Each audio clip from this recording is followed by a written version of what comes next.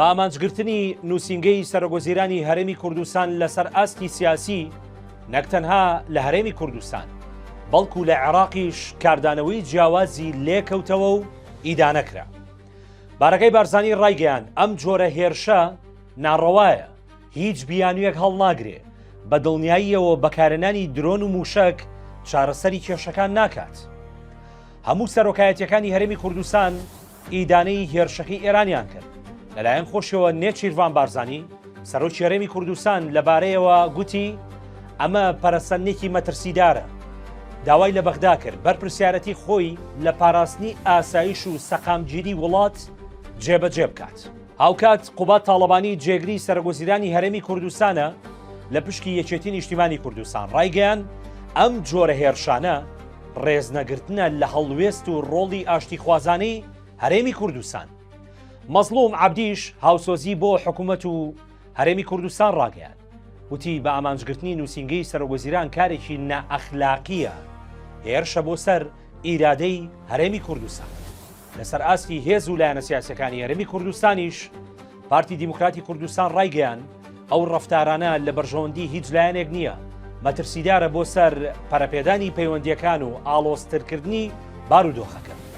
یەکێتی نیشتیمانی کوردستانیش لەسەر ئاستی جیاواز لەوانە فراکسیۆنەکەی لە پەرلەمانی عێراق ڕاگەیەنراوێکیان بڵاو کردەوە، دەڵێن ئێمەش ئیدانەی بە ئامانجگرتنی نووسینگەی سەرۆگۆزیرانی هەرێمی کوردستان دەکەین.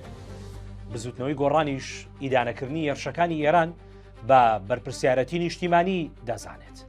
هاوشێوەی کۆمەڵی دادگەری کوردستان لە بەیاننامەیەکدا دەڵێن بە توندترین شێوە سەرکۆنەی دەستدرێژیکردنە سەر دامەزراوەکانی هەرێمی کوردستان دەکەین. یەکگرتووی ئیسلامی کوردستانیش ئیدانەی هێرشەکەی کرد، دەڵێن بە پێشینەیەکی خراپی دەزانی.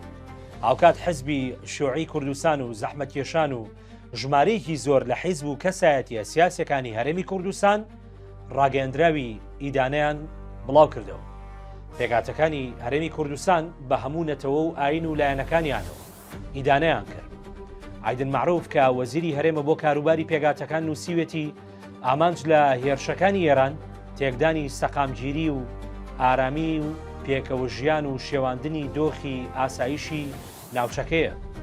هاوپەیمانی مەسیحیش دەڵێن پاڵپشتی تەواوی خۆمان بۆ سەرۆکی حکوومەت هەرێمی کوردستان ڕادەگەیەنین و ئەم جۆرە هێرشانە ناتوانن ئیرادەی دامەزراوەکانی هەرێمی کوردستان بشکێنن.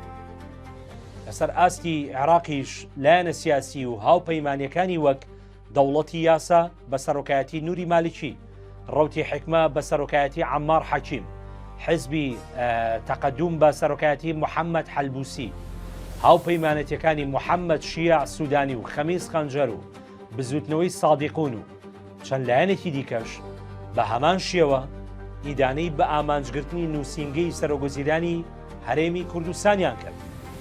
بەڕێزان، قسەیەکی باو هەیە دەڵێت تیری دوژمن ڕوو لەکوێ بوو بزانن حەقیقەت لەوەیە.